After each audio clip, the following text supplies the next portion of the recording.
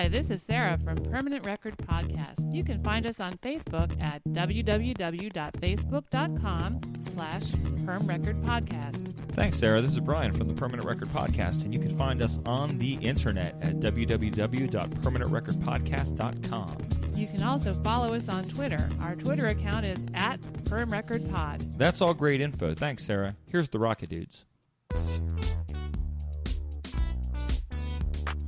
Blue Zone Podcast Network presents Permanent Record, an in-depth look at the classic albums of the 70s and 80s. Albums which have earned a permanent place of honor both in our hearts and in our record collections.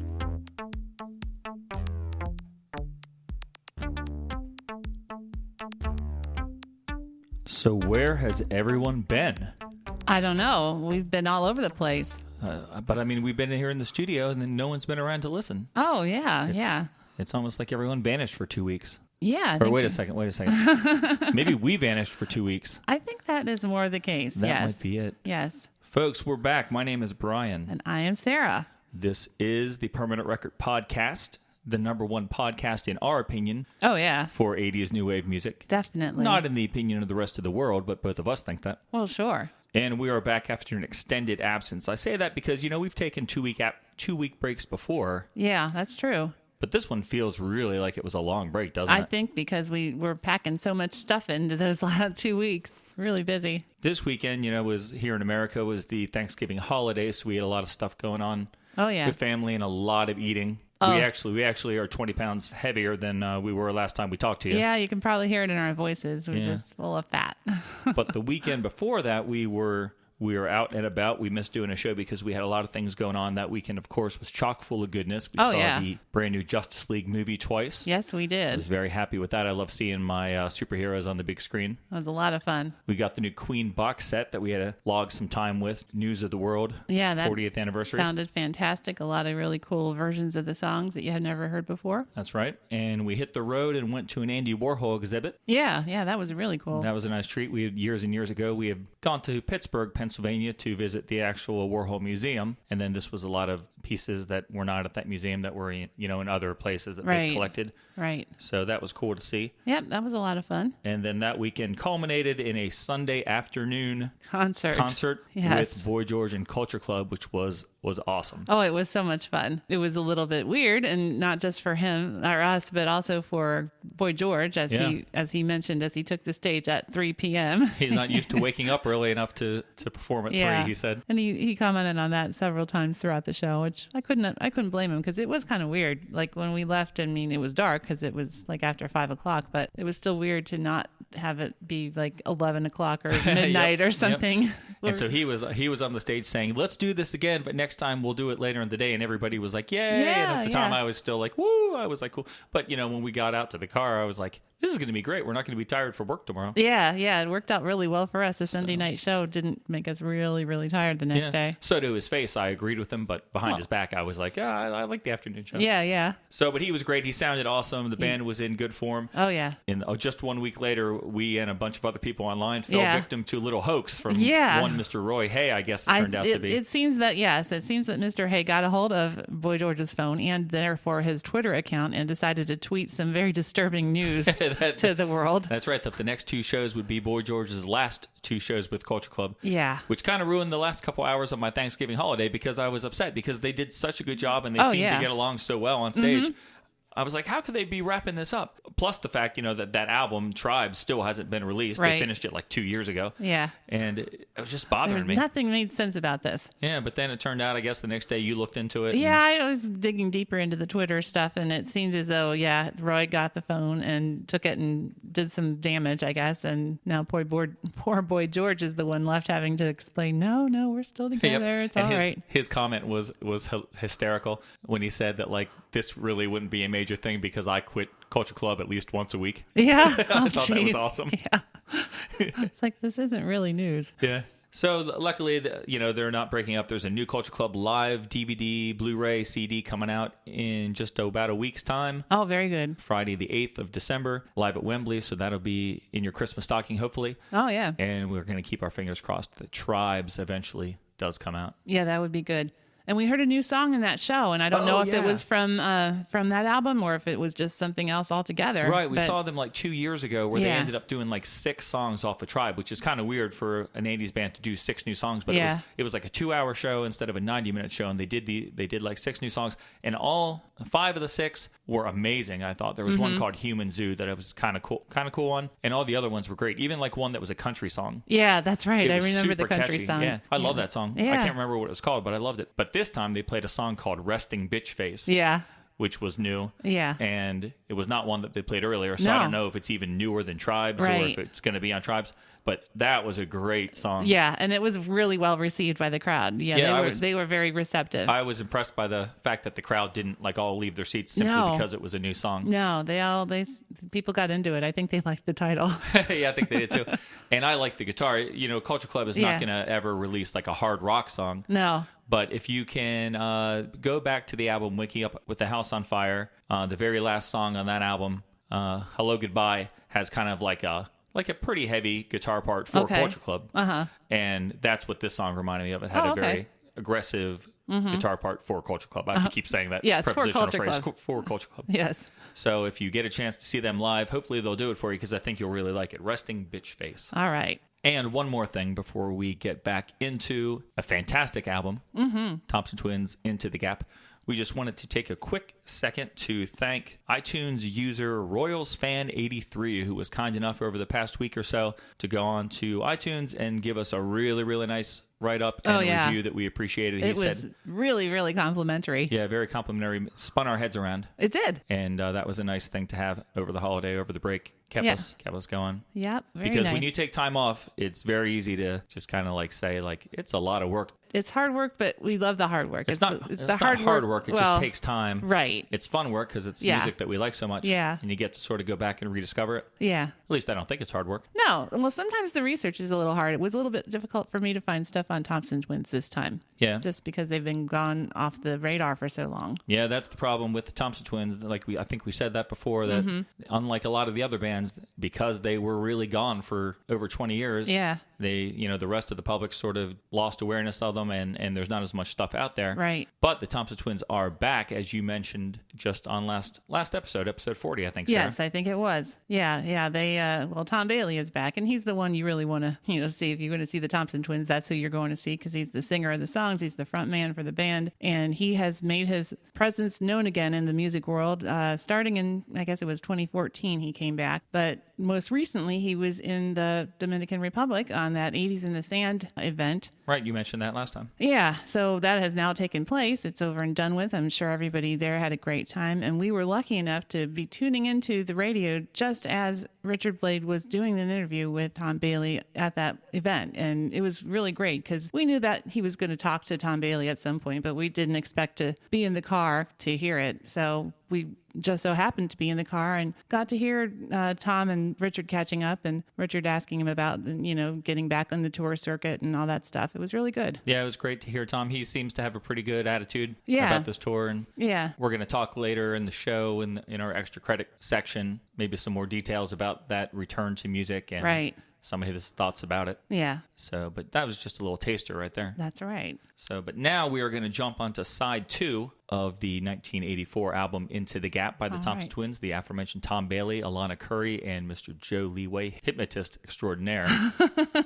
And the first song on side 2 is, it's not quite the title track, but it's the closest thing we're going to get to a title track. Right. And this is called The Gap.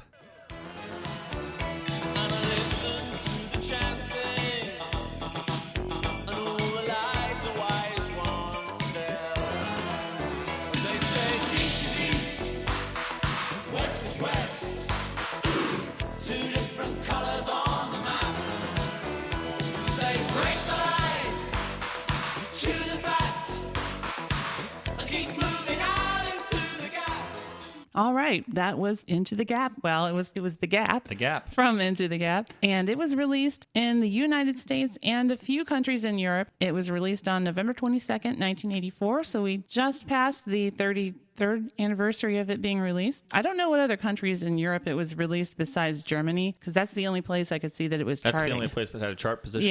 Yeah. In the U.S., it got to number 69 on the Billboard chart. Womp, womp, womp. I know. And in Germany, it got to 62. I did see on Discogs, the website for record collectors, that a 12-inch single was released in Australia, but I don't know if it charted there. I'd never found any information on it, so my guess is it didn't chart. Yeah, I never saw any. But I did see that they did release a version of this song in Australia. This song, when it was released as singles in these two countries, the USA and Germany, had a kind of interesting B-side in each place, I thought. Yeah, definitely. The German B-side was Sister of Mercy. Right, because it was not released anywhere except the UK. Right, so that was kind of cool. Get a single as a B-side. Yeah. I'd call it a double A-side. I was going to say it's kind of like a double A-side, but since it wasn't released there. And even more interesting was the B-side of the record here in the United States was a mega mix. Yeah, a medley. Called Out of the Gap. Right. Which mixed together a whole bunch of Thompson Twins songs into a 5-minute mix or whatever. Yeah. And that is noteworthy to us, at least, because one of the two guys that mixed it was a fellow named Swedish Eagle. Right. Who we here in North America enjoy listening to on the radio station First Wave. Right, on the Sirius XM satellite radio.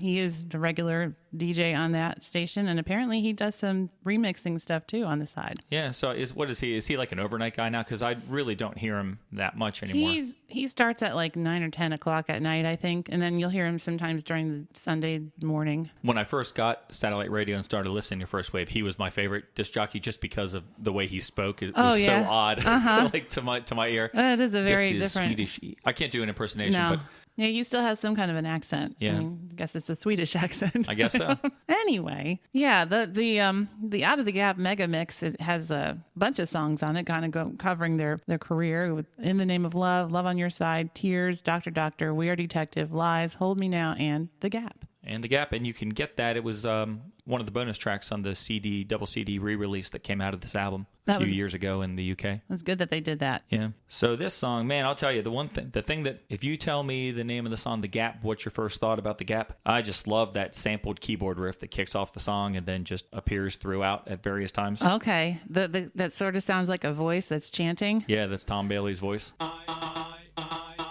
Yeah.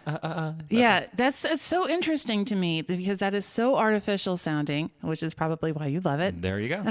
But it actually sounds to me like something from Art of Noise. Honestly, I think that it could be something that they would use in one of their songs easily. It would sound more like yeah, they'd put a little more Noise. funniness on it, but it's that whole idea that it's a repeating the sampled voice, and yet almost immediately we go into these very organic sounding sounds with this kind of a flute sound, and then we get real organic sounds with the drums. Oh, you think those are real drums? Oh, I know they are. The next drums that we hear, yes, they are drums, and they are not just any drums. They are called the tabla. The tabla? Yes, and they're credited to a guy on the song named Dinesh Pandit, or sometimes you see it as Pandit Dinesh. And he gets credits for the tabla on this song. So I know that's what he's playing. Interesting. He has played on a lot of other albums and songs for artists such as Tony Childs, Classics Nouveau, Blancmange, a lot of Blancmange stuff, and even ABC on Alphabet City. Oh, really? Yeah. So here's a little educational lesson for you. The tabla is a pair of drums, one somewhat larger than the other, that are played with the hands. The membranes on the top are fastened with ropes, and under the ropes, along the sides of the drums, are dowels and thongs that can be loosened and tightened to produce different tones. And they're used in South Asian music, so countries like India, Pakistan, Nepal, Sri Lanka. So that's why we're getting a guy named Dinesh Pandit playing those drums. So that's cool. Yeah, I'm going to throw a lot of percussion information your way on this second side. Okay, well, I'm going to throw some sampling information your way. Okay. I love this sampled riff so much. This was probably the first time that I was aware that sampling was even a thing whenever I heard this song. Oh, right. I would have to think. Okay, yeah, 1984, there probably wasn't a lot of other stuff you had listened to at this point. Right. And 2 years later, I would evidently hear a ton of it on Depeche Mode's Black Celebration. Right. But even when you're hearing it on that album, you don't maybe pick up on it quite as easily because Depeche Mode was sort of into sampling sounds and noises. Right. And it's not quite as obvious as a human voice going, you know? Yeah. Mm-hmm. So, I thought this was amazing sounding. And as I was kind of trying to do like 1984 research on like what was being done here, I found out about sampling, and I also found out about the Casio SK1 keyboard. Oh, yes. Do you remember the SK1? I do. I know of it very, very well. Not as well as you, I guess. Well, no, I never actually had one, but I played with one in the store one time, I remember. But the Casio SK1 keyboard, it was basically a toy. It was like $100 and some, so it wasn't really a real keyboard. But it was a little tiny keyboard, probably about the same width as like your laptop. And it had, I think, 4 different preset sounds that you could play with the keys. And it could also capture one audio sample of about like a second and a half in length. So basically, I imagine that most people used it to like burp and then play their burps as a song. Isn't that nice? Because it isn't really like capable of making high quality music. Right. But so that's pretty low. Low quality right there. It has no MIDI capability and you can't edit things and there's no effects. But it was still really fun to be able to sing or make a sound into that little microphone in the corner and then play it back on the keys. So, and it came with, of course, the 11 Casio rhythms. They were famous for their cheesy little preset rhythms. Yeah. And the keyboards kind of has stuck around. People still know about it. Fatboy Slim has used it in songs. 9 Inch Nails has used it. Portishead, Blur. So people still mess around with it as like a novelty. Yeah. Taking it seriously. Well, it's like using a toy piano or something. It's right. Yeah. So I 1984, Brian thought that sampling was incredible. It was the wave of the future for music. The SK1 was the first step to me becoming a sampling master. But the problem was I just never got one, so I never became a sampling master. Well, now that you have GarageBand, you can sample on that instead. True. Well, I think this is like I was saying. I think that there's a really neat contrast between the sampling and then what we hear, what it quickly grows into. Because we get the flute and then we get the tabla and we just get all kinds of stuff. We get a string sound that kind of keeps getting louder and louder, almost like a drone. Then we get this excellent drum pattern and then those really big, huge notes right before the verses start. Do-do-do-do-do-do. Right. Yeah. And they're just huge. And they really kind of build the suspense and the tension and just kind of like, ooh, what is this? What's going to be next? Yeah, I wrote down that it's Tom puts together a really interesting mix of sounds, both organic and artificial, to create what I find to be a very exotic atmosphere. Yes, definitely. And it has, I think, a kind of a Middle Eastern feel to it, even though apparently these drums are like a South Asian thing, but some people say they have roots in Turkey. So it could, it's still that kind of exotic feel, definitely. Yeah, I use the word Middle Eastern as well. Yeah. Well, and then we're not wrong in saying that, because in the lyrics, as we get into the lyrics, some of the very first words are a land of 40 thieves. So that's of course referencing Alibaba and the 40 thieves. And right. Yeah. And because they mentioned a market, I go out to the market. Yeah. And because, at this point in my life, I was in love with Indiana Jones and Raiders of the Lost Ark. I think that came out in 83 maybe. Yeah. I picture this song happening like at the market that Indiana Jones and Marion are like chased through. That's how I always picture this song. Like a bazaar, more like than we think of like a farmer's market or something. But yeah, exactly. And it's great that the music can actually put you in mind of that atmosphere. They do just a terrific job of getting that idea across. Yeah. Speaking of percussion in this song, normally I think that the Thompson Twins are pretty tasteful with their percussion. They have a lot of neat sounds that get thrown in. Yeah. And it's used intelligently and sparingly, but this song has castanet overdose. Oh, you think so? Yep. I don't think it's bad. I think it's appropriate for the song. It works. But it's just, I was surprised when I sat down now to take notes. I was surprised at how much of it is in there. Oh, okay. It seems much more than normal than I thought there would be. Okay. Yeah. Well, I remember it being in there. I think there's also some sounds that almost sound like maybe like finger cymbals, but there's definitely tambourine in there too. Get some tambourine, which I think is good. Again, that makes you think of like belly dancers or something. Yeah. There's another great bass line in this song, and it's like the same thing I said last time, if you can even think back 2 weeks ago, is the case here. It's a really good bass line that sounds nice, and I like the tones that they're using for their bass work, but Tom doesn't really do anything to like make the sound of the bass on almost all these songs sound any different than the song before it. Like, it seems like he's using the same bass sounds over and over, and isn't really concerned with it. He's letting the percussion and the synthesizer voices make the difference, and the bass is going to be the bass. Yeah, I would agree. I haven't really thought about that, but I would tend to agree that there aren't really a lot of distinctive bass sounds in this. It's just a traditional, very typical bass sound. Yeah, but the bass lines themselves are really good. Right. I like what Yes, they provide the great structure, the great foundation. They're doing the work. It's like a 2x4, I guess. It's nothing pretty, but it's doing a good job. Yeah. Oh, going back to the percussion, I had a note here, but it's buried in like another section for some reason. But there's a really great percussion fill-in in the second chorus when he says 2 different rhythms to the rap. Oh, yeah. If you listen to the accompaniment, it's not in any of the other choruses. It's just in this one. It's really fun. 2 different rhythms to the rap. Say break the light. Oh, and cool. It's just like a bunch of crazy sounds that all get filled in. How about his delivery, his vocal delivery in this song? I find it to be a little different than what we've heard so far. Really? In the beginning, it's very clipped and almost hushed, and then he starts belting out the song. And I think it's very interesting to hear the difference.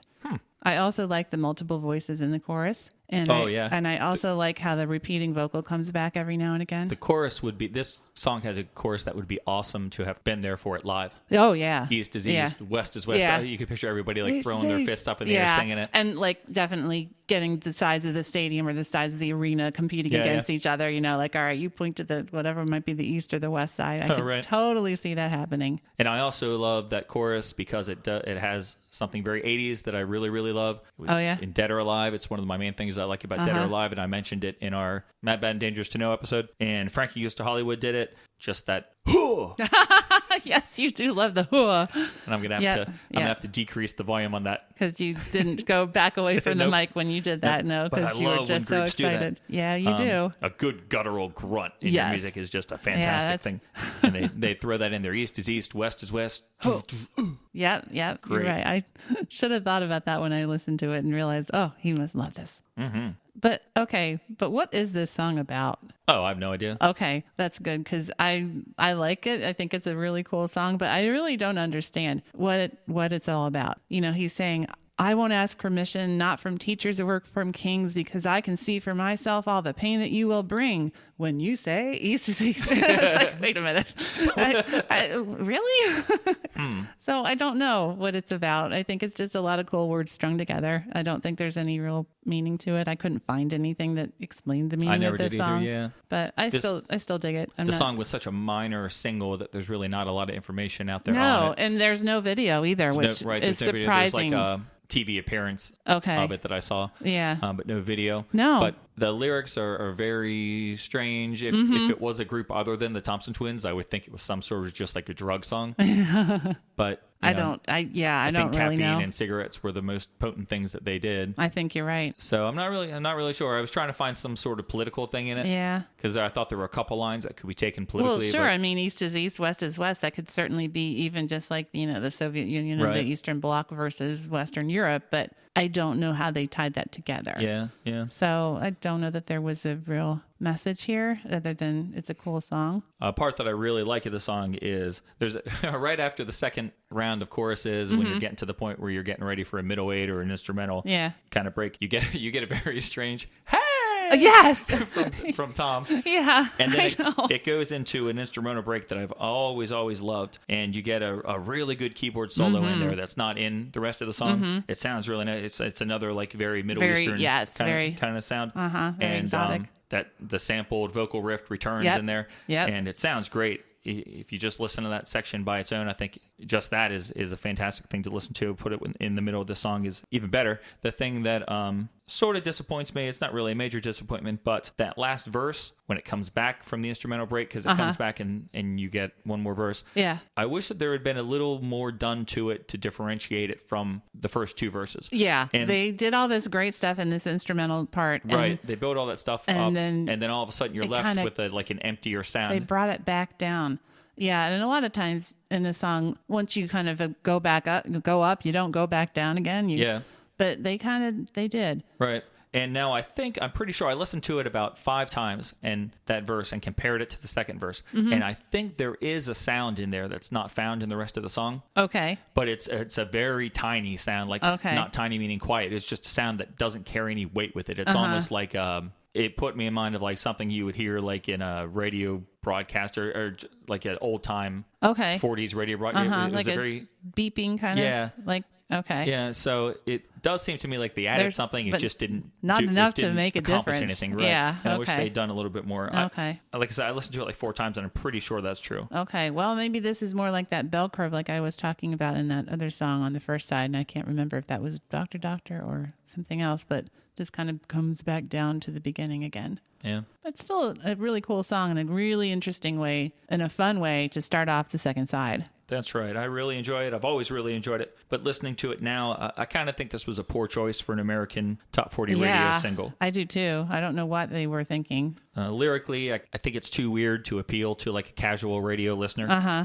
And musically, the Middle Eastern themes are not going to go over well with, Joe Public, who likes Hold Me Now and who likes Dr. Doctor. Yeah. It just sounds too different. So, I mentioned that it kind of has like an exotic quality to it. And I think it's that quality that kind of limits this song to being just a really good, solid album cut. So I'm not surprised it only hit number 69 in the U.S. chart, but I'm not saying that I'm not a big fan of the song. No, I think this is a very good song. It just wasn't single material. Right. It's just not as radio friendly as some other things might have been and definitely were. Not quite as radio friendly as the next song on side 2. Indeed. So how about we do this? Instead of playing the next song, why don't we just say the name of it, and then you can sing it to yourself for 30 seconds, because everybody in the world knows the song.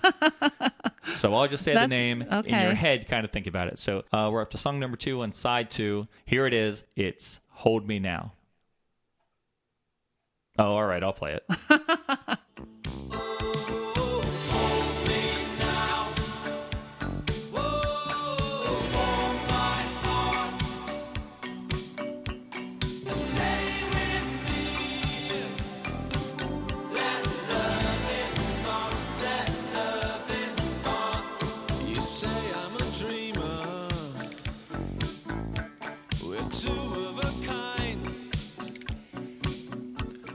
There it is, folks. The number 1 U.S. dance hall hit, Hold Me Now by the Thompson Twins. I was shocked it was a number 1 dance hit. Really? Did you know that? Yes, I did. I did know that. I looked it up and I found that out. I have never in my life thought of that song as a dance hit. Although when I watched the video for it at the end, as it's getting ready to fade, they're all standing around. They're all standing, and Tom is like clapping his hands as he's singing, and I can see moving and clapping to it and swaying. Yeah. But I don't know, man. A dance club hit. Yeah, I know. Doesn't seem right. It did. And what's weirder to me, though, is that it was on the mainstream rock chart in America. And it hit number 9 on the mainstream rock chart. Right, but we've seen different songs. At this point in time, we were getting weird songs on the mainstream rock chart. I guess. We mentioned that before. Yeah. I can't remember any specific examples right now. Yeah. But what completely surprised me, even more so, well, maybe not more so than number 1 dance, but just as much, is the fact that the song only hit number 48 on adult contemporary. Oh, I know. That makes this song was like written for the adult contemporary chart. Yeah. How did it stall out at number 48? Yeah. Oh my God. I know. The chart positions of this song are just completely baffling. I mean, it's fantastic that it hit number 1 on the dance chart. It was, where did it hit on the actual Billboard chart? On the top 100? Yeah. In the U.S., it peaked at number 3. That's right. Here in the United States, it was on the top 100 chart for 21 weeks, and it was the Twins' number 1 biggest U.S. single. Okay. Because it was released in 1984 in America. Right, we got it in February. It was on the 1984 year-end chart for the year of 1984, and it was the number 23 song of 1984. Yep. Now, that's amazing. It's pretty awesome, but not too shabby either was its performance in the UK, where it debuted in November of 1983. It was a teaser for the album. Yeah, that's right. It was November 11th, so just a couple of weeks ago, 34th anniversary. That's right. And it got to number 4 in the UK while it was still 1983. Right. So it ended up making the 1983 year-end chart, and it was number 57. Yep, certified gold single. Which is really not bad, considering they only had about a month and a half of it in 1983, and it still made that list. So pretty impressive. So in last episode, we mentioned that You Take Me Up was their highest charting UK single. This was their biggest selling UK single. Okay, interesting. Well, it didn't do well just in those 2 countries. It did pretty well in a bunch of other countries too. Oh yeah. In addition to reaching number 3 in America, Hold Me Now was also number 3 in Australia and Canada. In New Zealand, it got to number 4. In Germany, it went to number 7. And in Ireland, this is a little surprising to me. It got to number 9, which is still good, but it seems like a lot of times the songs do better in Ireland than they do in other countries. So it's like, wow, it only hit number 9 in Ireland. Yeah, that's right. So this song, like you said, it came out in the end of 83. Right. Kind of like herald the album, and they were actually still working on the Correct. album as this was on the radio. Yeah, they were still in the studio, and they were down in the Bahamas, and they were getting like, I don't know, telegrams or how people were telling them. But they're like, oh, now it's in the top 100. Oh, now it's in the top 40. And now they kept getting updates on it, and they were getting really excited. But Yep. And a little bit of pressure. Yeah, a little bit of pressure. I mean, they're still working on this album, and here the very first thing is doing so well in the charts. Yeah, but they did all right with the rest of the album, I'd say. Did. So this is a classic song. Like we said, everybody knows this song. And I found some reviews that I thought had lines that were noteworthy. I just wanted to talk about. Oh, good. Yeah. Both from at the time of release and then more recently. Okay. I love this quote from the Rolling Stone review at the time. They said that the band have slowed it down to bring the human factor into clearer focus. Hold Me Now maintains a hypnotic, swaying groove that suggests reserves of pastoral contentment even in the wake of the storm. Oh, my. I don't know what the storm is, but I really like the wording of that review. I really like the imagery. Oh, yeah. I thought it was cool. Now, I'm less a fan of the Village Voice review. Oh, okay. Which said, Hold Me Now is a classic on chord changes alone, even though Tom Bailey sings it. What? Yep. That's horrible. I know. Much like that, what was that Smash Hits review that said he has a whiny voice? Thompson Twins have a whiny voice. Yeah. Gee whiz. But more than 20 years later, Entertainment Weekly said that Hold Me Now was the sound of new wave pop brilliance and still sounds good today. That's very nice. So take that, Village Voice. Yeah. I have some notes from a Rolling Stones list of the 100 best singles of 1984, which they claim is pop's greatest year, interestingly. Cool. But they said, Hold Me Now is an all-timer. The lovers' quarrel lyrics just a shade darker than the gossamer, arpeggiated synth-pop splendor swirling around them. Wow. Yeah. I thought that was pretty nice. I guess it is synth pop because they're a synth pop band, but the synths in this song are quite different than most of the other things we're getting on this record. Yes, they are. They're much more subdued and much less synthy, I guess you could say. Yeah. But before we move on to talk about the actual song, yes, let's go back to this kind of idea of reviews and absolutely. commentary on the song. And there were a bunch of interesting Tom Bailey quotes found in the excellent book Mad World, an oral history of new wave artists and songs that defined the 1980s by the wonderful Lori Majewski. Oh, yeah. Yeah, she was great. Who's now involved with First Wave, doing shows each weekend, which I love. And she's also the morning host on The Volume, Channel 106. It's a talk show about music. She's really great. She knows her stuff. And then someone who's less awesome, Jonathan Bernstein, her co-writer. And he seems fine, but I heard him in a podcast, and he was awfully critical of a lot of my bands. Oh, no. So you don't like him as much. So I don't like him as much. All right. So, well, what does Lori have to say? Or what does Tom have to say, more importantly? I took out 4 quotes that I thought were cool. Okay. Tom says, in those days, there was a rule of thumb that to give an album a fair crack at achieving maximum sales, you needed to have 4 hit singles. You could write songs until you were pretty sure you had 4 or 5 that fit the bill. Then you could stretch it out with other material, make it slower or more experimental. Gee whiz. Which then got me thinking. I like that quote. I mean, it's just kind of neat the way, the philosophy of making the records. But it got me thinking about, all right, if the thought is to maximize an album, you've got to have 4 hit singles. You have to think that most of the time you're going to fail. Right. And it made me really appreciate, everyone knows early 90s was a really strong classic period for Depeche Mode. Mm-hmm. But I've always sort of taken it for granted that Depeche Mode gets 4 singles. Like even now today, I'm assuming there's going to be another single off of Spirit simply because 25, 30 years ago, that's how they did it. They always did it that way. Yeah. So Violator, we had 4 classic singles. Person of Jesus, Enjoy the Silence, Policy of Truth, and World on My Eyes. Right. Even though at the time, World on My Eyes was a pretty minor hit. Like, the 4th single, it didn't quite have the punch of the other ones, and I can't even remember if it made the top 40. I think maybe it didn't, but it's held up over time. Absolutely, they play it all the time on First Wave. Sure, it's still referenced in a lot of things. Songs of Faith and Devotion had the 4 singles. Yeah, that's true. And it's just something that, the mighty Depeche Mode was powerful enough to pull off at that time. But I've always just kind of taken it for granted. I never really thought that it was something like you wanted to work towards having 4 singles and hope that you accomplish it. Yeah. Another group that pulled it off was in 83, Culture Club. Oh, yeah. Color by Numbers. We had Karma Chameleon, It's a Miracle, Church of the Poison Mind, Miss Me Blind.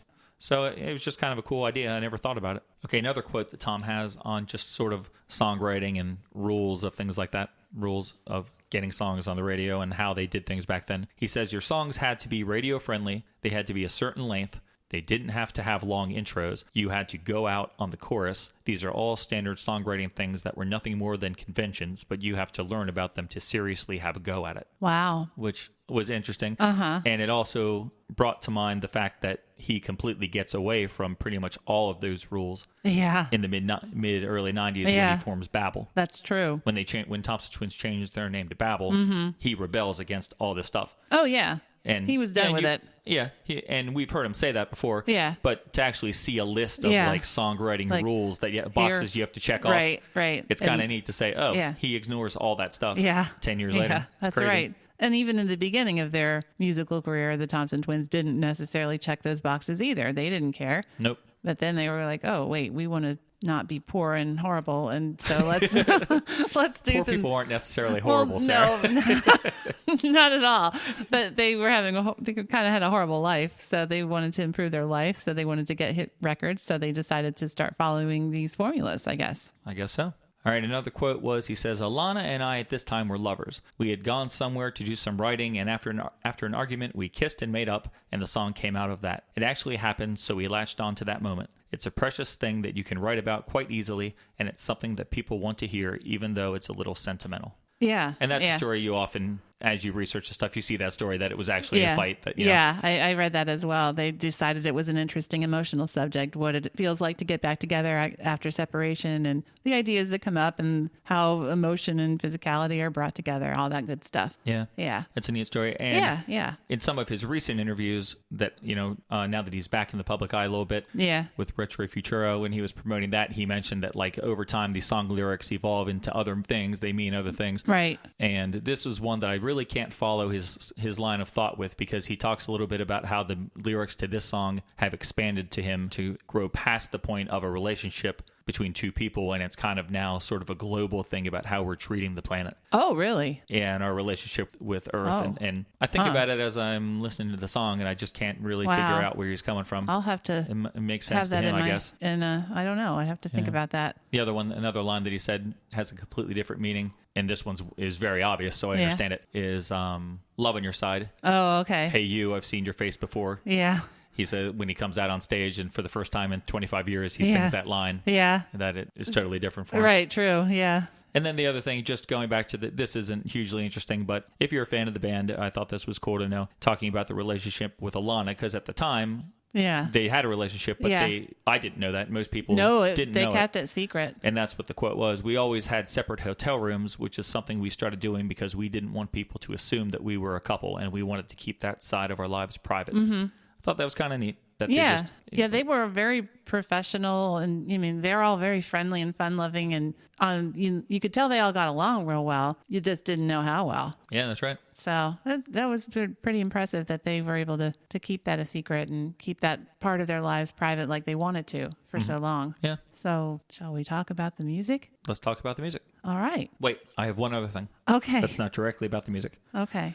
In a 1984 Rolling Stone article, Tom says that this song, I like the story about how they wrote the song. They went away and it was the two of them. And in that article and in a couple other places, I've seen it mentioned that they were in an attic. Oh, really? They were at a house and that they wrote it in an attic. In an attic. I've seen that twice. But in this 84 interview in Rolling Stone, he said that it was written in an attic during a heat wave and that it was cramped and we were dying from the heat. Oh, my gosh. And that most of the songs on the album were written either in a large home with both a swimming pool and badminton courts, or a tiny house on the coast of England with mist rolling in off the sea. But this one song, that interview in particular, he just mentions how it was stifling hot when they wrote this. Oh, my gosh. And if that's true, if they were in this unair-conditioned house in an attic where heat rises, that's what you're instructing us about percussion. I'm instructing us about science. Yes, thank you. Heat rises, everyone. Yes. So it goes to the attic, so it's going to be even worse. Yeah. So it's no wonder they got into a big fight. They could barely stand to be in the attic. It's stifling hot. Yeah, that's miserable. So I'm going to say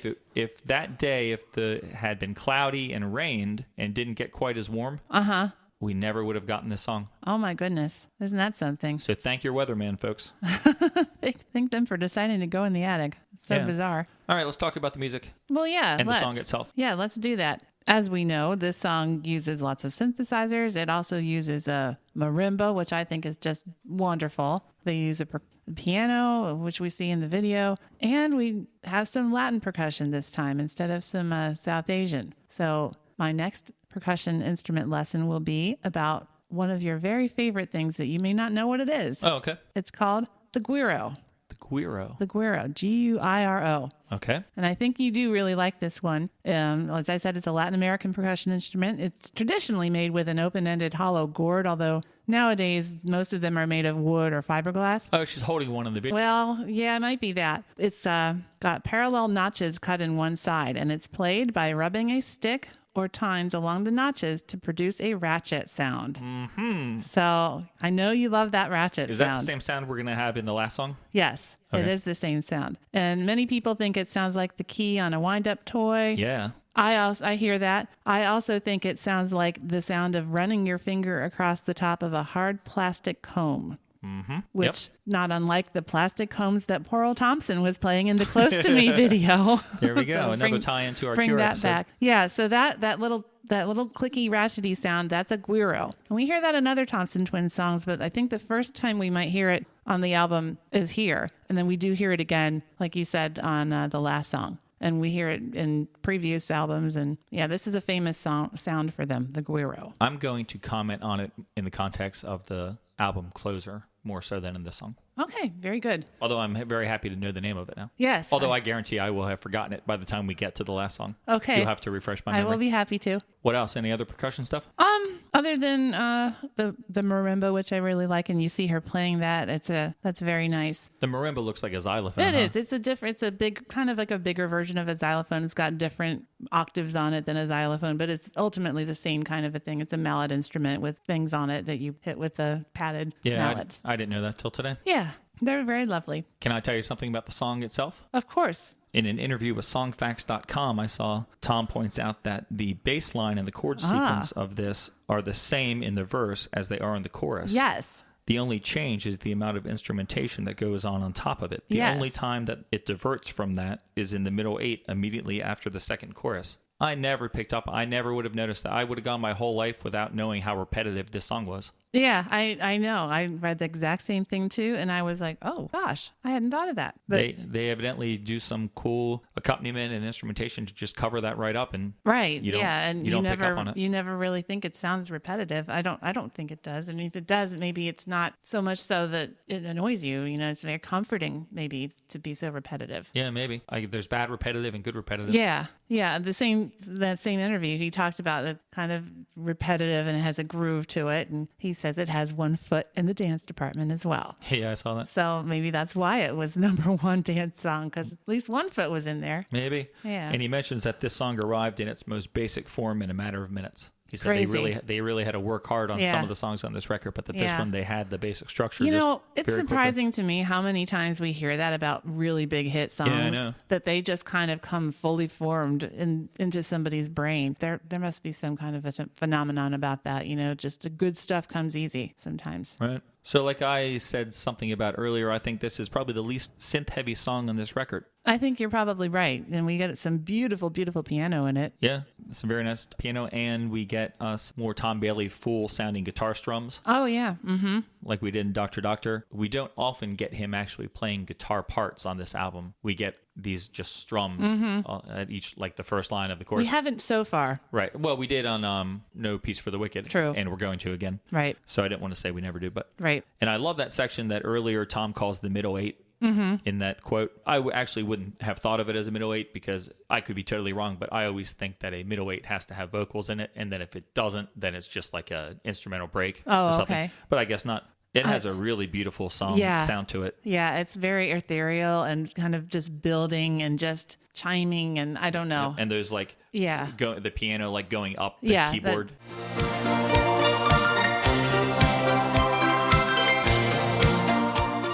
Right, how it kind of just builds and goes up the scale, and it just kind of builds on that. Yeah. I think you could listen if you got a hold of this song before it was released and heard that section of the song, no chorus, no verse, just heard that.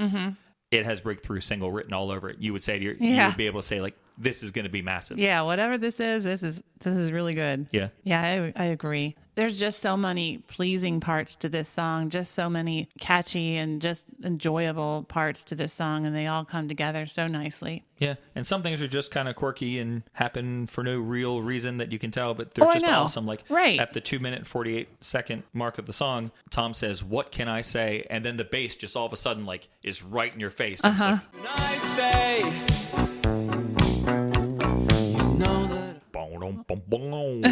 and then it goes away. Yeah, and they of course they continue to do that with the percussion. They do that throughout the whole album, but especially on this song, I think we get a lot of little sprinkles of different kinds of percussion throughout the song. Sometimes just a couple of castanet clicks. Sometimes it's a little bongo hit, maybe even a little triangle here or there. It's just always something coming in to kind of change things up, add some interest, add some texture to the song. Just a little bit something different, and that detail is just something they do really well. Add that little extra. Yeah, and my favorite part of that is in the last verse, the little piano flourishes that come in. Yes. They sound great. And it's right around the point in time of the line that I always think of you whenever I hear it.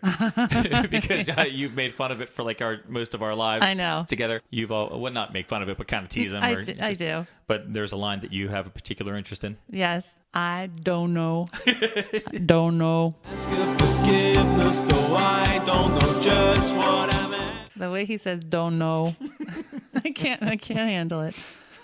I don't know.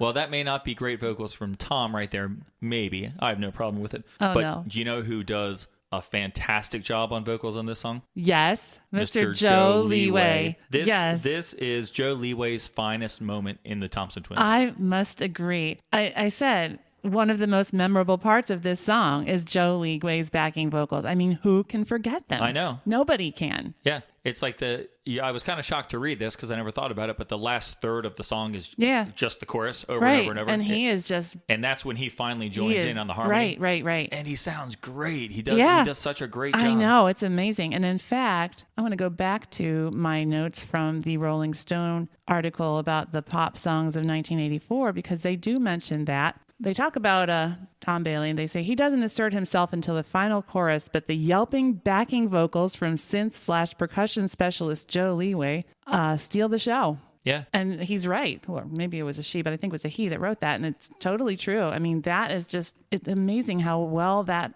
blends in and how it really makes the song. Yeah, the song is already awesome, but his vocals really raise it to the next level, even one higher. It's incredible. One higher octave even. Yeah. It gives it something special that you really can use at the end of a song. It's going to be something that sticks out in people's mind. You need something kind of to just like what they were missing at the end of So they did it here. They figured it out. Oh, we got to do something special. We got to build it up. We got to make it interesting, and they did. Yeah. Big time. Yep. And it's because of that we're going to announce now this week's Permanent Record Podcast musical hero is Joe Leeway. All right. His vocals on this song from 1983 have won him this week's prize. All right, Joe. That's right. Congratulations, Joe. Thank you very much. So real quick, I want to talk about the video for this one. But before we do that, I just wanted to mention that in the first part of this Thompson Twins retrospective that we're doing, I think I said that this song sort of escaped my notice until I heard Dr. Doctor. That was really the song that made me aware of them. And that's true. That's why I said it. Yeah. But once I embraced the Thompson Twins, I also really embraced this song. And it's not really the type of song I was looking for at that point in time in my life. No, I don't suppose. But it was so good that you can't help but be won over by this song. The melody line is so perfect, and the accompaniment just sounds so pleasant. You just fall under its spell. And even today, it is a ballad that I would never even think to skip when listening to the CD. It's because a lot of times when I listen to old records, I will skip like slower songs. Oh, yeah? Occasionally. Okay.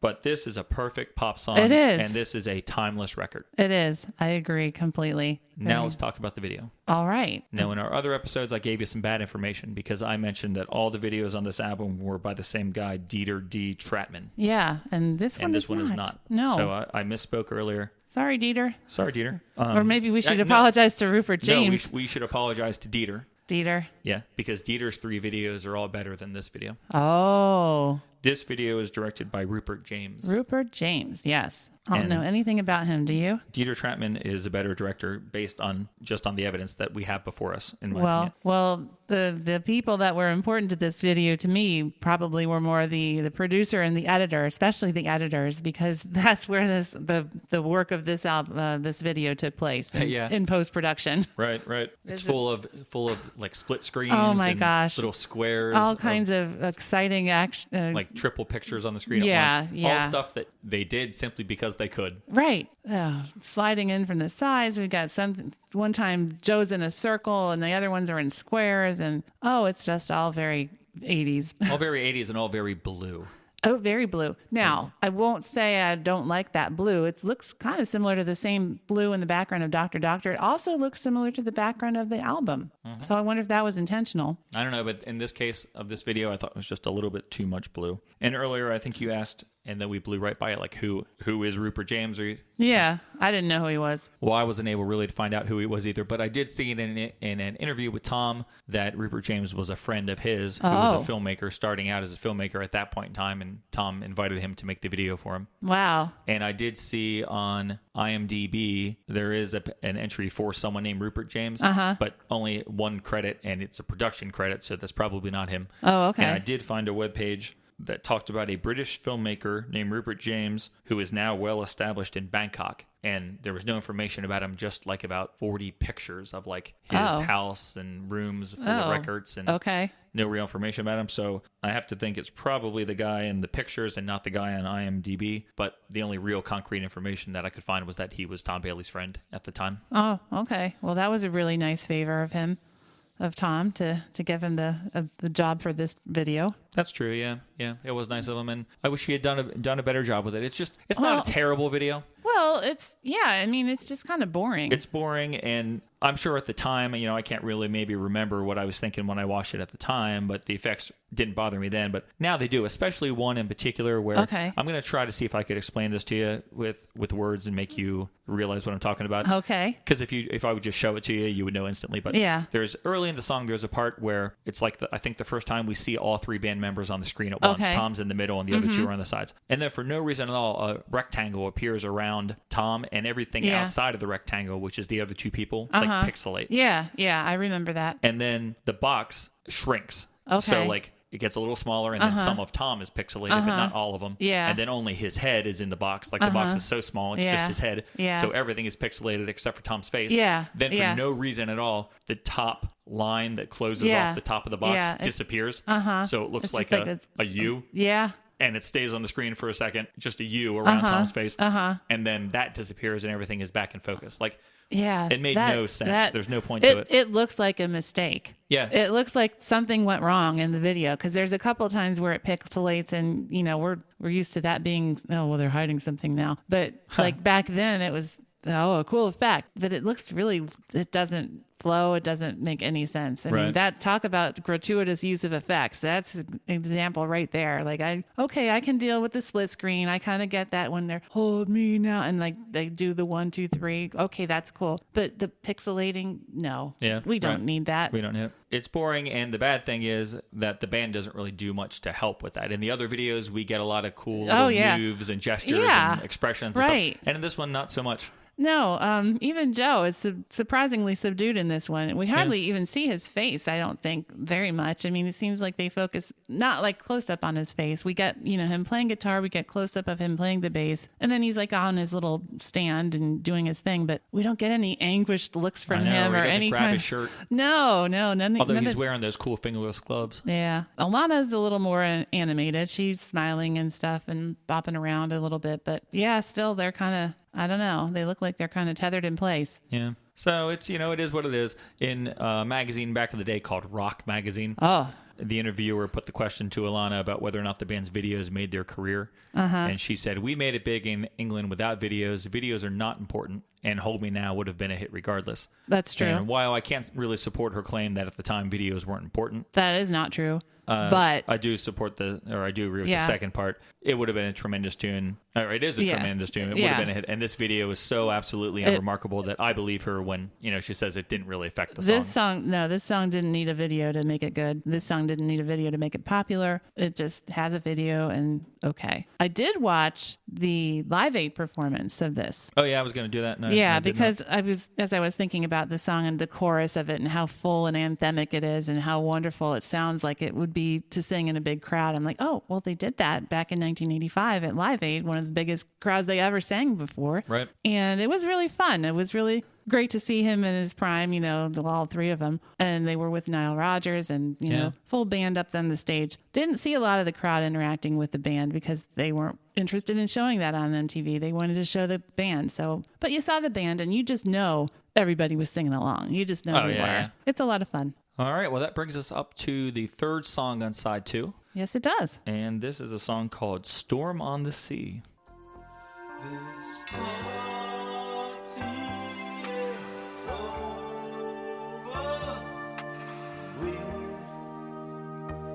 We are alone. Life feels so helpless. There's nowhere to go. But to storm on the sea, strangers to me. To me, yes, this song sounds like it really should have been on Quick Step and Sidekick. Oh, really? Yeah, I've always thought that. Doesn't sound like it fits on this record along with everything. I mean, I have no problem with it being here because I like the song. But if someone had played this to me out of context and said, which of the 2 albums is it on? I, without hesitation, would have guessed Quick Step and Sidekick. Interesting. I hear things that put me in mind of Kamikaze, the song Kamikaze. Oh, okay. And, I can. If You Were Here. Yeah. It's that same kind of atmosphere. Yeah. That's interesting. You mentioned If You Were Here. I think if you recall, this was the only other song I knew from the album back in the day. Right. My friend had made a mixtape and put 2 Thompson Twins songs on it. One was If You Were Here and the other one was Storm on the Sea. And I think those 2 songs actually worked together very well. Oh, yeah. Yeah, back to back on the tape was a nice combination. So I would agree. I actually think we're going to skip ahead, at least in my notes, to this. To me, this sounds like it should have been the last song on the album. Just the way it fades out and the way it ends, I think it would have been an excellent way to end the album. I agree that it would have been an excellent way to end the album. However, I think they had a song that was just a little bit better to end the album. And when I was writing my notes for this song, I was like, oh yeah, I think this is a good way to end the album. Having said that, I'm not disappointed with what they did do. Yeah. But this could have been if they had chosen to flip it, I don't think it would have been a bad idea.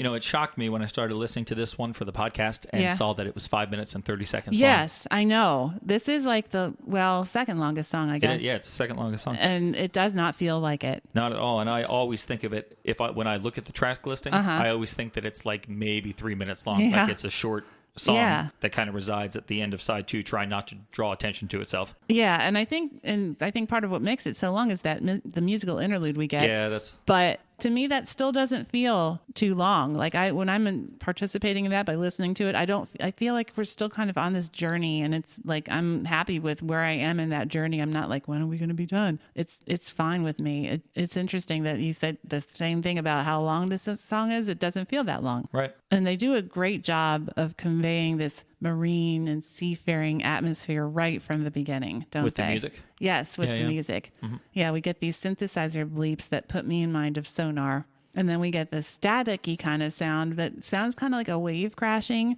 And then we hear this clanging of a bell, which definitely sounds like a bell that you would hear on a buoy. Yeah, I hate that you can say that word. I was hoping you would be glad that I said it for you. Oh, yeah, because I'm not going to say it. Yeah, a buoy. I forget. On the Cure episode, I struggled through trying to say it. That's right. Yeah. Interesting. Yeah. Another reason why this should be the last song, because the sinking is the last song, and that sounds like a buoy. Yeah. And even the tempo set by these minimalist sounds kind of puts you in mind of a boat gently rocking and bobbing on the surface of the water. I get that sense. Yeah. That makes a lot of sense to me. Yeah. So I think the production on this song is excellent because it does put you in mind of the ocean. It puts you in this kind of mellow, sort of melancholy frame of mind. Really, really get you there. Yeah, there's a lot less to this song. Yeah. But I don't get the sense that they spent less time on it. No, it's sparse, but it doesn't need a lot more. It's not lacking, I don't think. It's a nice atmospheric mid-tempo synth ballad, and I think they intentionally put it after Hold Me Now. I think they knew what they were doing. It's kind of like a reward to their longtime fans who may not have been a fan of what they had just listened to. Oh, really? Like this new sound that they're embracing, this big hit. And then this one, we're not hearing any of the guitar strums that we're hearing in the things. You're right. We're not getting too much even weird Alana percussion. It's just No. kind of like the drum machine. Yeah. And very atmospheric synths as accompaniments to the mellow track that, like I said, kind of harkens back to If You Were Here in Kamikaze. I think they're throwing it out as a bone to people who liked the last album. And say, here's something. Yeah, I can definitely see that. And yeah, you're right.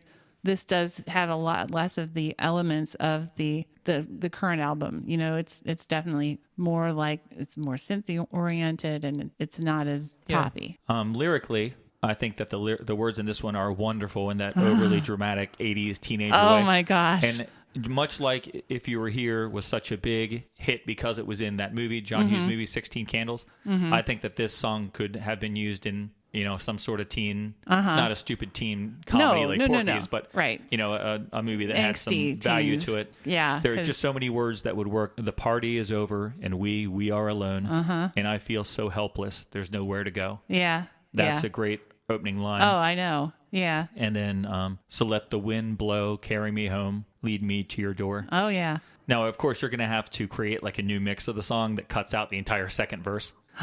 When the narrator says things like "I can't stay here," he's gonna leave. Well, but if you cut that pesky verse out, you have another fantastic track for a John Hughes movie that never was. Yeah, because ultimately, the way the song is written right now, it's about a one night stand. Right. It's about a hookup after a party. Yep. But the way it's presented, it's very, very tasteful and very beautiful, and you kind of got to just gloss over the fact that, yeah, babe, I got to go now. It's exactly. Morning time. I got to go. Yep. But yeah, I mean, it's kind of disguised amongst all this atmospheric and ethereal and marine, for some reason, marine themed. Right. Yeah. It's good though. Another excellent vocal performance. I love the harmony in I Can't Stay Here. Can't let a cruel light of morning drive me away. When he sings morning. I love I like that too. Love that. And soaring vocals right before the musical interlude starts. Oh, they're just gorgeous. Just gorgeous. Great song. And there's some good woes that come in over the top of the repeated chorus towards the end of the songs, You know what I'm talking about? Yeah. Yeah, just kind of some ad-lib stuff. I love it. Yep. There's a dub version of this song called Still Water.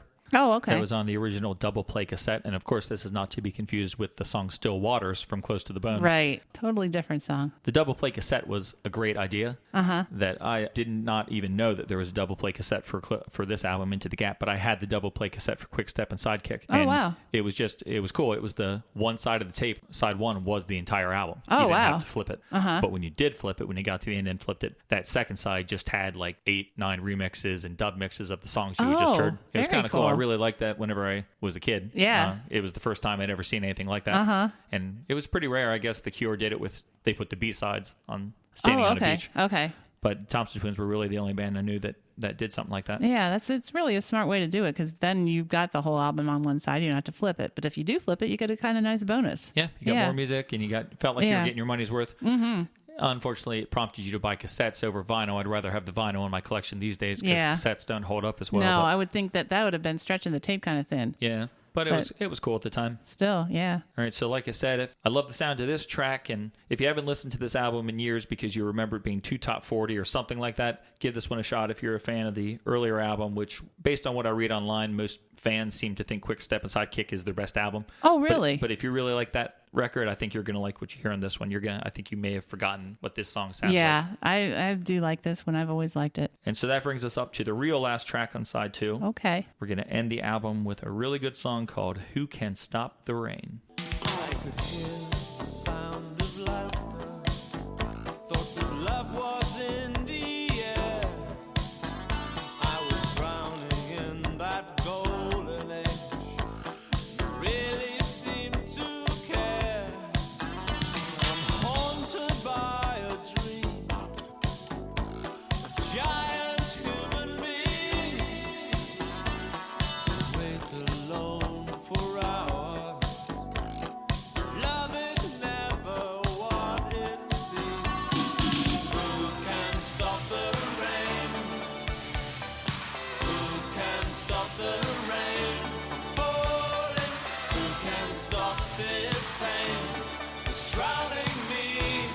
All right. Well, I like that sample that you played because it's got some of my favorite things in it, and then it's got some of my least favorite things in it. That sample was a little longer than I normally play, but I couldn't make myself cut it. Yeah, well, one thing we notice right away in that sample, and we do get it right at the beginning of the song too, is that guiro. The guiro is back. Yes, and with a vengeance, or just very strongly, at least in this song. Yeah, and in the first episode of this, Look at the Thompson Twins, I mentioned that there was a sound that I really like that sounds like a breaking bone. That I would mention when we got to it. Yeah. Well, I kind of misspoke. Not sure why I said a breaking bone, but it is the sound of the guiro in the song is what I was referring to, which I should have said, it sounds like the noise that a dried out, ready to snap tendon would make. Ew. As you bend your leg. That sounds horrible. I don't think I... Yep, that's how I describe that sound. I don't think I like that description very much. I like better just the whole putting your finger across the top of a hard plastic comb. Yeah. Anyway, but we do get that, which is really, really cool. We get some more really good percussion in here. And again, it's not thrown in randomly. Well, in this case, it's not thrown in randomly. Sometimes it sounds like it's random in other songs. This one, I think they do some very specific percussion, you mean? Percussion. Yeah. It is so tastefully done, the percussion in this song. This is the kind of song, it's the last song in the album. It's the longest song on the album. Yeah. Some percussionists would have gone crazy. Like kitchen sink percussion Yeah, time. and we've heard that on other songs of theirs, but it is so controlled. It really is. There's little snippets of sound that pop in and immediately leave. Yeah, like when he says you were keeping time, we get 2 clicks. You were keeping time. And I think those are claves. Oh. You know what claves are? No. All right. Well, here's another lesson for you. Those aren't really very as exciting as the guiro or the tabla, but they're 2 sticks, basically, almost like hollowed out. They're not necessarily hollow, but they have that kind of a hollow sound. And you just click them together. And sometimes they're round, and I know. sometimes They have those in GarageBand. Yeah. So that's what they are. That's I didn't know what they were called. The clicking sound. They're claves. So, and then another really cool part is when he says shivers down my spine, we get some really wonderful drums. Down my spine.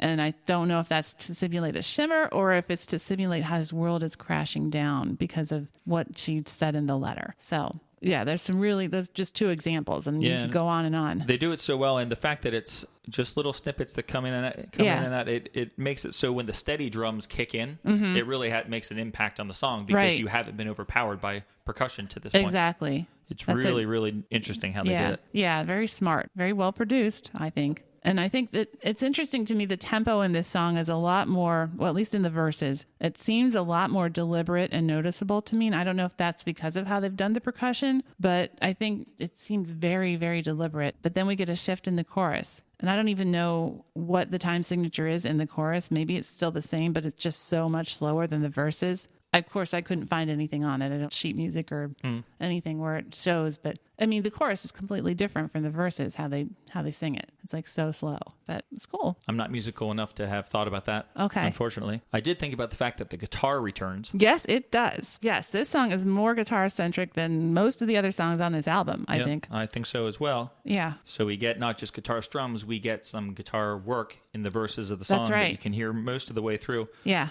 Around the 2-minute 50-second mark, the drums pick up a bit, and we get sort of like a mid-song instrumental section. And that guitar work in there really, really puts me in mind of something old, like from Set. Oh, okay. Like early Thompson Twins. And it's like a throwback to the early days, and I kind of liked it whenever I heard it. At the time of the record was out, I didn't know Set. Yeah. I got that album way, way later because it didn't really get an American release. I was really surprised when I noticed it today, taking notes and listening to it for the podcast. I was like, wow, I wouldn't have expected that to be on there. Yeah, there is I was surprised myself at how much more guitar there was on this song than what we had heard, certainly on the rest of this side of the album, and definitely even on the whole album, as far as a real guitar riff going on. Right. And along with that guitar, we get very different keyboards than what we've been getting. Most of the keyboards in this song are just kind of a very easy to listen to, kind of atmospheric pad, just like a like sound, except for in the chorus. Right, the main riff. But that's other than that, the keyboards are all very ethereal and you're right. And hard to really put your finger on. Which I thought was interesting. Yeah, and to me, I think those things, the guitar, you say that sounds more like Set, and I think the guitar, the addition of the guitar and the kind of backing down of the synths actually makes me think this song is more of a hearkening to the future and here's to future days. I think it's sort of more of a signaling a transition to that. Interesting. Because we certainly do get that transition. Yeah. And so that's why I ended up changing my mind on why this was okay for a good last song, because it sort of reminds me of this last song on the Broken Frame, how that kind of signaled a transition to the new sound of the band of Depeche Mode. Yeah. Where I think this one, you may say it sounds sort of like their old stuff, but I think there's enough. No, I don't think the song sounds like it's just that one particular keyboard or guitar part. But I think the style of this song, the way they put this one together, I think it kind of shows more of where they were headed, and I think that's why it's a good way to end it. I would buy that. I definitely didn't mean that this song sounds like early Thompson Twins. Well, no, it doesn't. You're right. Yeah, guitar riff. Especially his voice. I think his voice in this is. I mean, his voice on this album sounds way different than it did on like Set or even Sidekicks. So, in my opinion, this song should have been the third U.S. single. Yes. I've always been certain that the song would have continued the string of chart success that had been kicked off by Hold Me Now and Dr. Doctor. And the wonderful thing about making a claim like that is just as I can't prove to you that I'm right, you also can't disprove it. So I'm going to say it very confidently. Okay, I'm that's very fine. Confident. Yeah, that's probably at least as good of a chance, if not better, than what they did do. I will say, I mentioned when I first kicked off that there's something that contains something you don't like. And yes, so I might as well tell you now. All right. In that chorus, I am not the biggest fan of how Alana backs him up in that chorus. I just don't think it sounds very melodic. It's very monotonic, just kind of prevents me from liking the song more than I do. I like it a lot, but that chorus and how she sings it's just very flat. And I know that's kind of an 80s thing. That's like a typical kind of 80s sound. But I just don't care for it. I think they have done such great harmonies on other songs, and this one is like that's almost how it sounds to me. I don't know why they did that. I was thinking about it today as I walked around listening to it on my headphones. I just walked around listening to this side of the record a few times as I was doing other things. And I was thinking about those vocals because they are a little different than everything else. And like you get a point where he says, "Who can stop the rain? Stop the rain!" Like she's not even timed with him. It's like a couple beats later. Right. Yeah. But I maybe it's just because I'm used to it. But I understand that it's not as melodic as Joe at the end of Hold Me Now. But right. I think it's just kind of like that. It's a little off kilter, just like it is that through 70% of the song we're hearing the sound of that crazy the Guiro. Yeah, it's just something to keep you off balance. Right. It's just something a little different. It's not typical. It's maybe not what you're expecting, and I understand that, and I get why they might have chosen to do that. Doesn't mean I really like hearing it. So on the flip side, I am a big fan of Tom's. I love those. That's typical Tom ad-libs. That's wonderful stuff. And I also like the echo effect when he sings giant human beings. Yeah, me too. They are they sound giant now when he sings about that. So that's kind of cool. I was talking about in my notes the giant human beings part and the song lyrically. Oh, yeah. Firstly, I just want to say lyrically, the first line of this song is incredible. In only 9 words, you perfectly paint a picture of a doomed relationship. You really don't have to say anything more to get the point across than these 9 words. I was dancing in heaven. You were keeping time. Yep. It's like showing how different these two people are. One person is in heaven. The other person's looking at their watch. Like, when is this going to be over with? Yeah. I think it's the best line on the album. Oh, wow. Lyrically, I love that line. Oh, my gosh. That's amazing. My other comment about the lyrics is going to that giant human beings thing. It's a very unusual lyrical conceit that she uses normal-sized human beings and giant human beings to show isolation and separation. And what I mean is, in his dream, the narrator sits alone for hours because all the other people in the dream are giant human beings. Oh, He's separated from them. And then in the last verse, as it's revealed that this significant other has plans that they are keeping to themselves and kind of, separating from him. Yeah.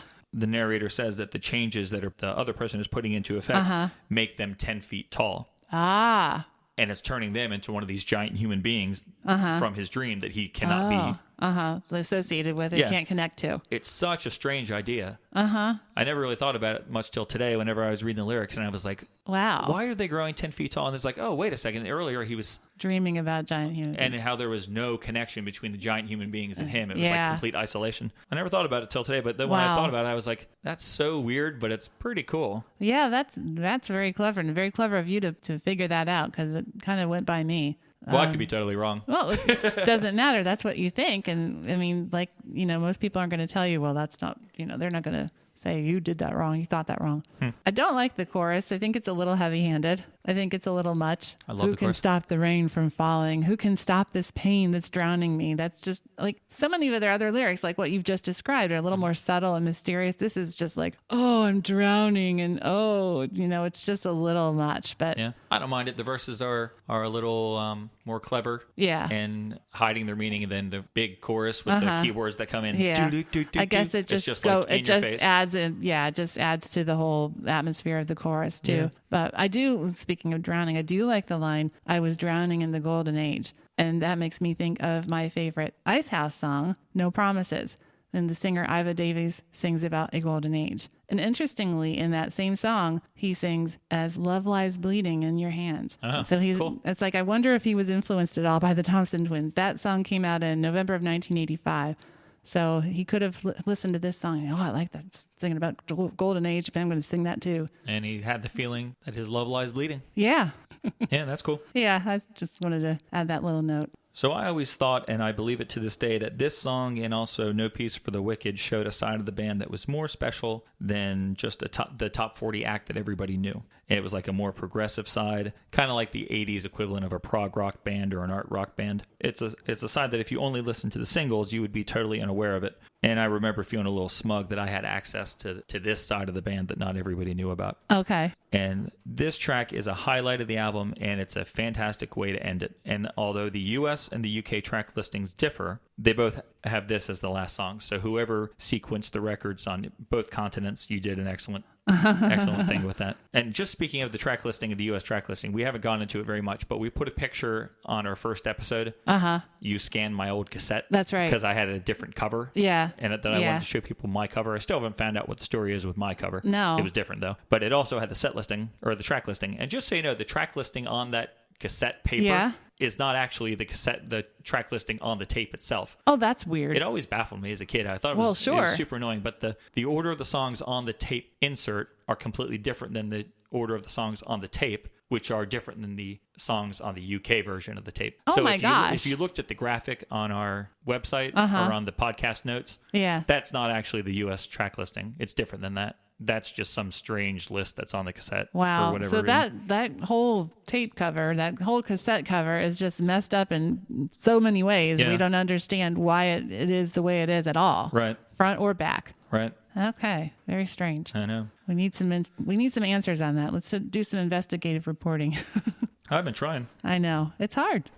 All right, so let's talk about our extra credit, because that was the wrap-up of the album. Let's talk about our extra credit. We just want to sort of talk about what exactly? Well, the return of Tom Bailey to the music concert scene. Yes. And it's been a couple of years now since he finally came back, but when he came back, it was 27 years since he had performed live. And that just is amazing to me that he finally decided in 2014 he was going to come back and do some shows. Right, and he always stresses it's the first time that he performed live pop songs. Right. That he still was doing things like Holy Water. Yeah, did he do anything with International Observer? International Observer and some other projects. Performing? He had something with some sort of music project with astronomy that he performed. Okay, but he none of the gone Thompson away from pop music. Yeah, none of the Thompson Twins stuff. Certainly none of the Babel stuff. But you're right. Yeah, but in 2014 he came back with Howard Jones and Midge Ure and Katrina from Katrina and the Waves and China Crisis, and they were on this retro Futura tour, and that was all over the country. And we got to see one of the first shows. I think it was. We did get to see him in Philadelphia. It was one of the first ones on that tour, I think. And this was,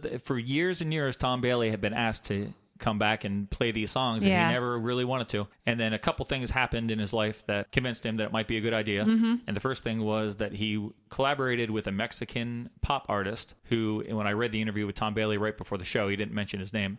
So unfortunately, I can't give you the name of the singer. But the guy said to him, growing up, Thompson Twins was one of my favorite bands and very important to me. I want to do a song in the style of the Thompson Twins. Oh, very cool. And would you come and sing on the record with me? And so Tom said, well, you know what? It's something that, like, he's known only in Mexico, so people that I know aren't going to hear this. Yeah. And I wouldn't, if it turns out badly, I won't have to be embarrassed by it. Yeah. So I'll go do it. And he went and did it, and he had a lot of fun. Mm-hmm. He's like, I kind of like doing this. And he said he got the final mix of it, and he took it out into his car and was driving around listening to it. because he said he likes to listen to new music in the car to see how it sounds. And he said he just got so into it and was appreciating it so much that before he realized it, he had driven like 50 miles. Oh my gosh. Listening to the song on a repeat, and that he just really enjoyed it. And it made him say, like, maybe I would get something out of re-embracing the pop music that I had been part of so many years ago. And then the other thing that happened that brought him back, of course, I think we alluded to it earlier or maybe an earlier show, was simply that his friend Howard Jones is the person who contacted him as opposed to just like a money-grubbing like a promoter, which I'm sure promoters were banging down his door for years. They were. And so he was able to talk to Howard Jones, and he actually did. He said, like, what? And Howard's like, you're doing this sort of thing, Howard. What do you get out of it? Yeah. And, is there value in it? Yeah. Creatively. Why are you and doing stuff. this? And he said talking about it with Howard really showed him that it's something that he probably would get a positive out of and he would end up enjoying it. Yeah. And I think that has definitely been the case as we saw when we saw him a couple years ago, and as he's continued doing these shows and concerts and festivals. Yeah. Obviously, he's still enjoying it. It was a fantastic night. It really was. I have a snippet of a song from the night that we actually saw him. I'm hesitant to play it because it's not a great recording. It's not a professional studio or a professional live recording. Yeah. So you're gonna listen to it and be underwhelmed by it a little bit because of the mix and stuff. But let's just throw it in here just for the heck of it. Just know that it wasn't professional, and we really loved it in person. So take our word for it. It's a song you may recognize.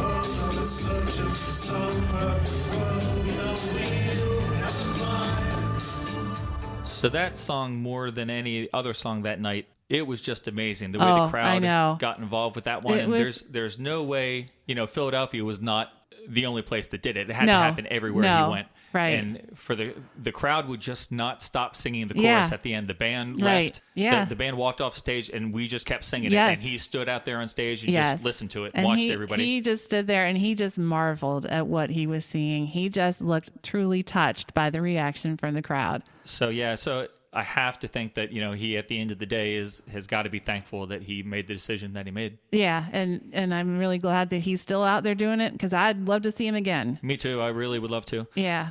And he released a new single last year. That's right. That came out on a 45, and there was talk of a full album, but I haven't seen anything about that recently, but I hope that's still on the agenda. Hopefully as he's doing all these tours and things, he's still making time to go into the studio and record, because that would also be really neat to hear some new pop music from him. Yep. And it would be great to see him, we could live by himself and get a little more, get maybe a 90-minute set as opposed to the 50-minute. Right. Be great to see a couple deeper cuts. Yeah. Maybe like Sugar Daddy or Come Inside. Oh, yeah. That'd be really cool. Stuff we've never seen live. Yeah. So that's the return of Tom Bailey in 2014 and continues to this day. Up to just last week. Yeah. So keep your eyes open. Yeah, maybe he'll visit somewhere near you. Well, in January, he's going on that cruise. Oh, right. The 80s cruise. So that's in just a couple of months. Right. And maybe there's still spaces available. I don't know. Maybe you can still catch him on that event. Well, so we've come to the final review and rating of this album. It seems like we've reviewed quite a few albums this year that have a mix of musical styles on them, would you say? I would say. Yeah. Howard Jones' Dream Into Action was one. Queen's A Kind of Magic was another. And more recently, The Cure's Head on the Door was yet another one. And now we have one more, Into the Gap. We get some African spiritual type sounds. We get some Middle Eastern sounds. We get some funky dance sounds. We get some beautiful piano ballad sounds. Some people, in particular, some of the music reviewers from the 80s, would just write this off as another synth pop album. But that's doing the album and the band a grave injustice. As we've been saying for the entire album, there's so much more to this band besides synthesizers. Especially with this album, I think they did a wonderful job of mixing unexpected combinations of sounds to create such interesting listening experiences. And as you probably already know by now, I cannot say enough good things about the percussion. The little additions of a single note of something here or there show an attention to detail that you just don't find that easily in other pop songs, back then or especially now. This, to me, is most certainly the Thompson Twins' best album. It is really well produced. It has so many catchy songs on it.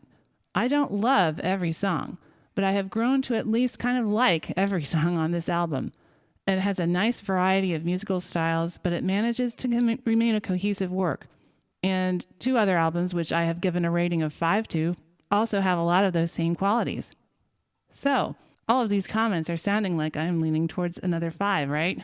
I see how you're manipulating me to say yes right now so you can break my heart. Well, yes, Sarah, it's a 5? Let me continue. Oh. I really immersed myself in this album while we were preparing for the podcast, more so than I have done for a lot of the other albums. I listened to nothing but Into the Gap for days on end, and I really enjoyed that too as I became familiar with it. But that last phrase is key. I really became familiar with the album just recently. Sure, I had heard it before, but not back in the day and not over and over again like you have. So if I had known this album as well as I know Dream Into Action or The Head on the Door, I would probably be more inclined to give it a 5.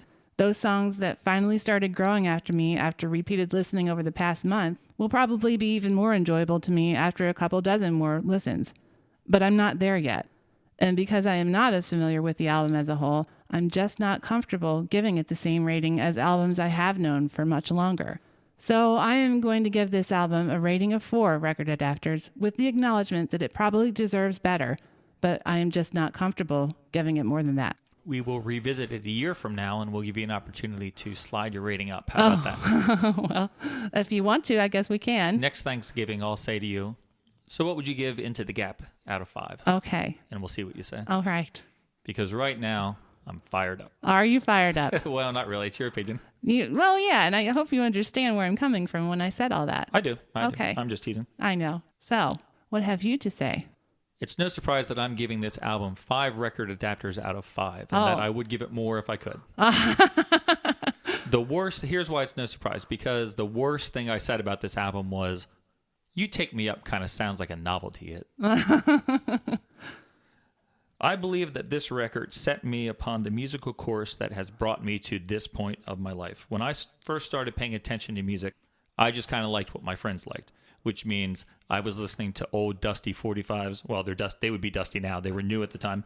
Listening to 45s of AC/DC, Pink Floyd, Waylon Jennings. Oh, my gosh. And Queen and the Charlie Daniels Band. Wow. So out of those 5 acts that I remember sitting around listening to with my friends, 4 of them I'm humiliated to tell you that I listened to. And Queen, I'm proud of myself for liking Queen at the time.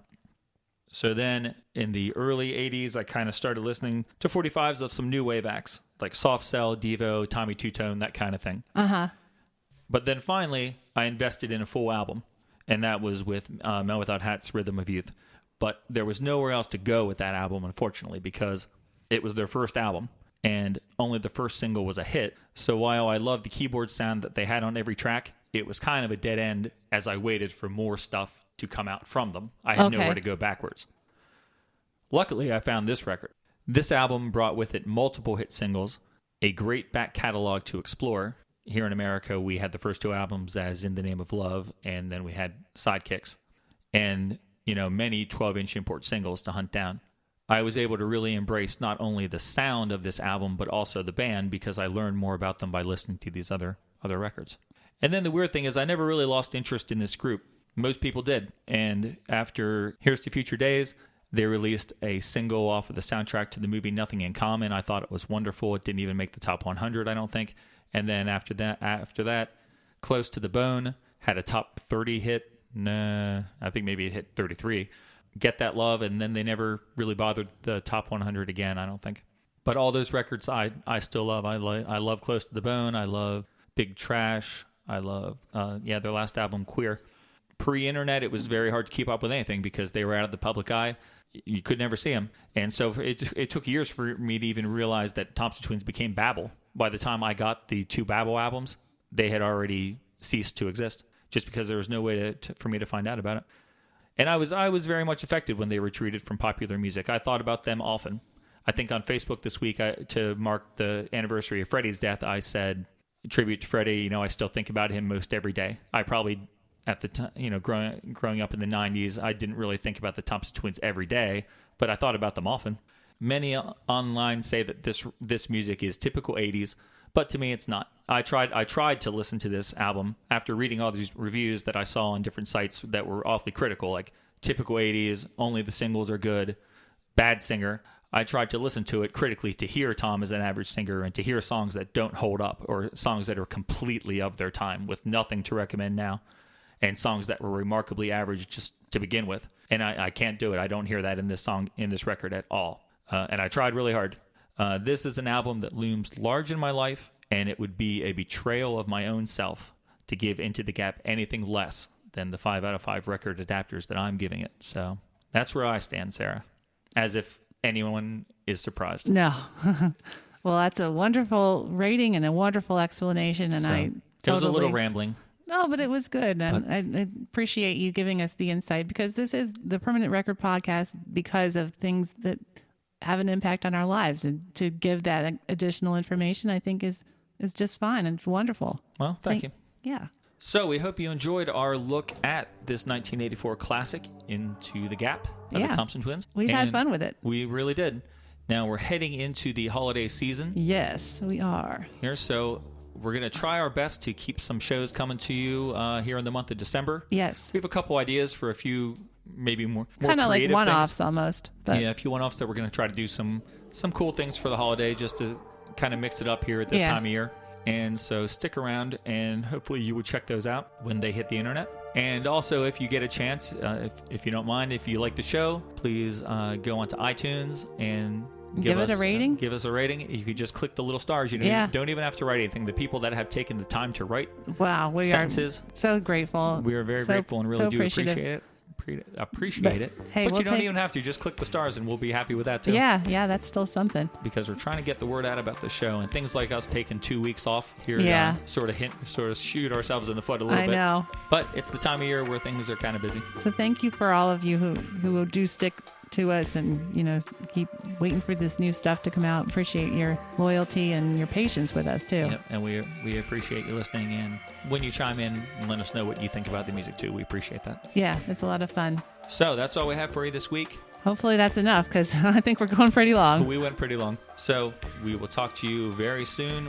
We're going to get busy putting up some of our Christmas lights outside. That's right. And see what else we can do to get a little more festive. Yep. And we'll talk to you in a week or so. All right. All right. Bye-bye, folks. Bye-bye.